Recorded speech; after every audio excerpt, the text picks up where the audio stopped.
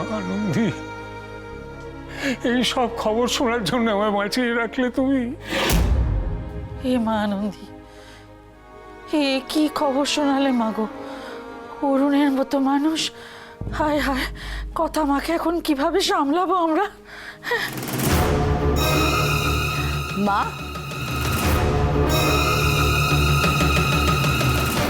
মা কি হয়েছে আমাকে একটু বলবেন? সর্বনাশ হয়ে গেছে মেজো বৌমা। ও ও অরুণ নাকি নেই? হ্যাঁ, এত ভালো মানুষটা এরকম সৎ নির্লোভ মানুষ আমি আর দুটি দেখিনি। এমন মানুষের সঙ্গে এমন হয় রে, আমি আর ভাবতে পারছি না। অরুণ আমাদের মেয়েদের থেকেও ছোট, সে এরকম ভাবে, আমি তো ফ্যাক্টরিতে পা রাখতে পারবো না। এটা কি করলে অরুণ?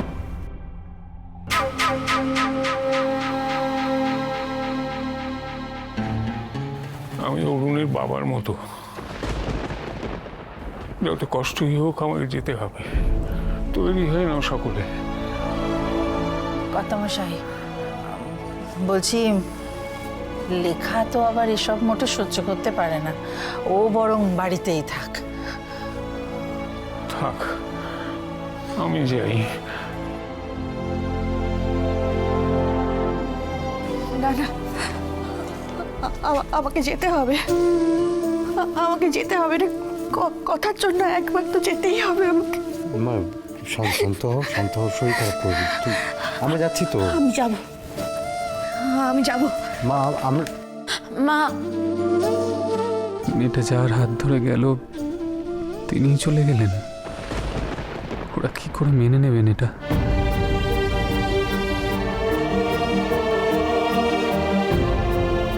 কষ্ট হচ্ছে, বুঝতে পারছি, স্বাভাবিক।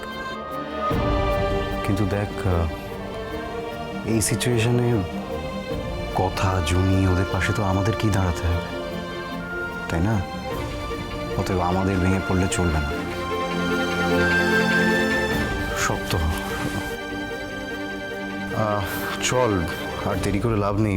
রেডি টেডি হয়ে আমরা বেরোই। চল।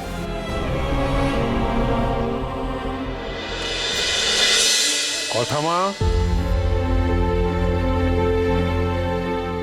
কর্তা দাদু, কর্তা দাদু,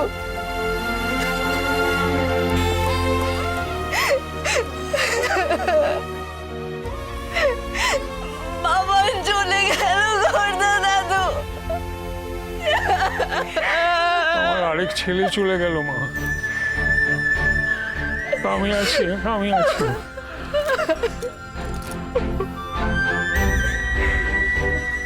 আমি কোনোদিন স্বপ্নেও ভাবিনি আমি তোমাদের বাড়ি আসবো, শোরুম নেই, ভাবতে পারি।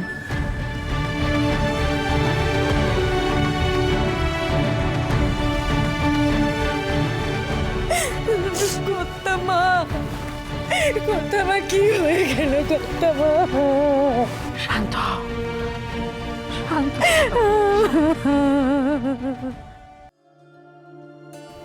আমি জানি না রে মা, আমি তোকে অনেকে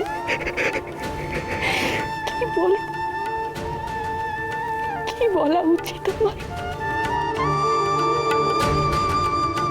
ঠিক এরকমই একদিন যখন প্রিয়া আর প্রত্যয়ের বাবা চলে গেলে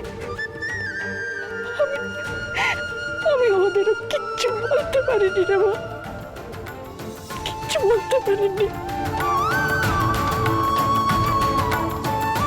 বুঝতেই পারছিলাম না যে ওদের কিভাবে বোঝাবো যে বাবা চলে যাওয়ার কষ্টটা ওরা কিভাবে সামলাবে। আমি সত্যি জানি না। শুধু এইটুকু বলবো, শক্ত হও। যে চলে যাওয়া সে চলে গেছে মারে, কিন্তু যে মানুষটা রয়েছে খেয়াল রেখো, মামির খেয়াল রেখো, কেমন?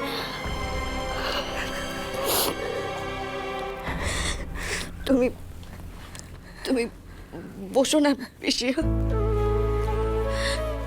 কাকিয়া তুমি বসো। ঠিক আছে কথা মা, তুমি এত ব্যস্ত হও না। এটা কি আতিথেয়তা করার সময় বলো?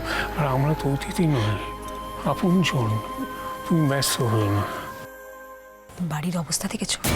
এই বাড়ির মেয়েকে বাবার নাতবো করে নিয়ে গেছে। ছি! আরে বাবা, তুমি এখন চুপ করো না। আমি এখন অন্য চিন্তায় মরছি। ওই অরুণবাবু মরে যাওয়ার আগে আর কিছু বলে কি বসে রইল কিনা। চুপ করো। এই শোনো না, বলছি আমি গাড়িতে গিয়ে বসে। এটা তো এসিও নেই, গরম লাগছে আমার। একটু থামবে তুমি প্লিজ? কথা মা, হ্যাঁ, যদিও জানি এসব কথা জিজ্ঞেস করার সময় এখন নয়, কিন্তু কি করবো বলো? বাবার মন তো মানতে চাইছে না কিছুতে। তুমি যদি জানো আর কি, মানে অরুণের কি করে এরকম হলো, তুমি কি বলতে পারবে?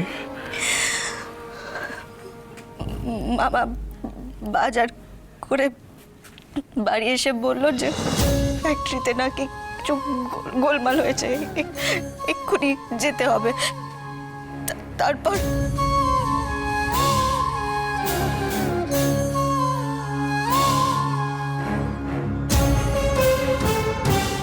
মামা কোথায় গেল জানো? অরুণা তো এখানেই ছিল, কোথায় গেল বলো তো? এই গন্ডগোলের মধ্যে মামা কোথায় চলে গেল?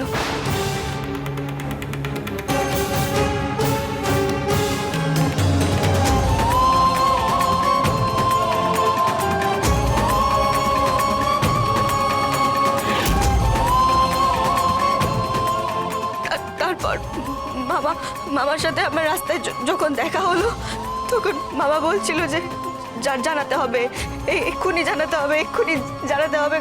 বলতে বলতে হাইওয়ের দিকে যাচ্ছিল। কেন হাইওয়ের দিকে যাচ্ছিল আমি বুঝতে পারলাম না ঘটনা দাদু। কিন্তু অরুণ তো অন্য মানুষ করে চলার ছেলে না। একটা সময় পর আমি মামাকে সামনে দেখতে পেলাম না। আমি অনেক ডাকার চেষ্টা করেছিলাম। আমি জানি না বাবা কি বলতে চাইলো, আমি জানতে পারলাম না কর্তা দাদু বাবা কি বলতে চাইলো। যাক, আমাদের নাম তাহলে বলেনি।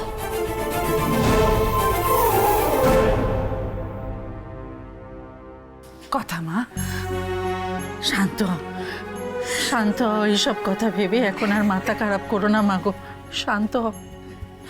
এমনিতেই শোকের সময় সবার মাথা ভারী থাকে।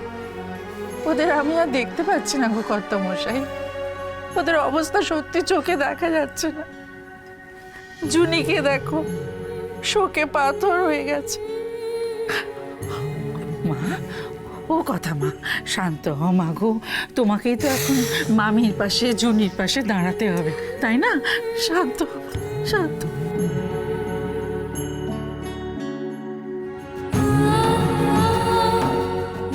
জুনি,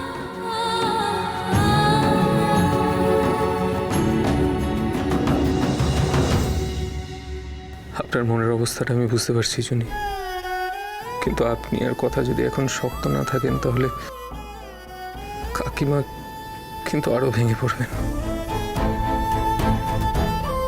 কথা আমি বলছিলাম কি যে তুমি কটা দিন এ বাড়িতে থেকে যাও, তুমি কোনো সংকোচ বোধ করো না। ও বাড়িতে আমরা সব সামলে নেব। তোমার এখানে থাকাটা অনেক বেশি প্রয়োজন।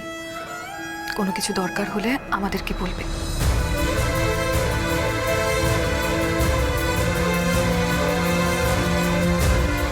চুলগুলোর এরকম অবস্থা কেন? একটু তো কম করে নিতে পারিস। হ্যাঁ, বস।